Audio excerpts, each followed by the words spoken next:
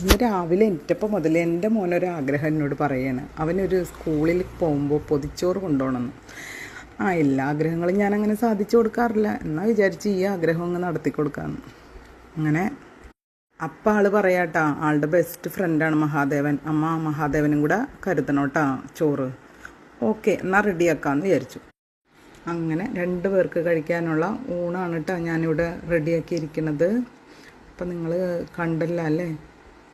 കറികൾ: മോര് കറി, കൊത്തമര ഉലർത്തിയത്, പിന്നെ ഞങ്ങളുടെ സ്പെഷ്യലായിട്ട് ഇന്ന് ചേർത്തിട്ടുണ്ട് കരിക്ക് കൊണ്ടുള്ള ഒരു റെസിപ്പിയാണ്. നമ്മൾ കൂന്തലൊക്കെ ചെയ്യില്ലേ, അതുപോലെ കരിക്ക് വെച്ചിട്ട് ചെയ്തതാണ് കേട്ടോ. പിന്നെ ഒരു മുട്ട വറുത്തത്, നെല്ലിക്ക ഉപ്പിലിട്ടത്, കാന്താരി മുളക്, ജാതിക്കച്ചാർ. ഇത്രയാട്ടോ ഊണിന് ഞാൻ തയ്യാറാക്കിയത്. എല്ലാവർക്കും ഇഷ്ടമായോ?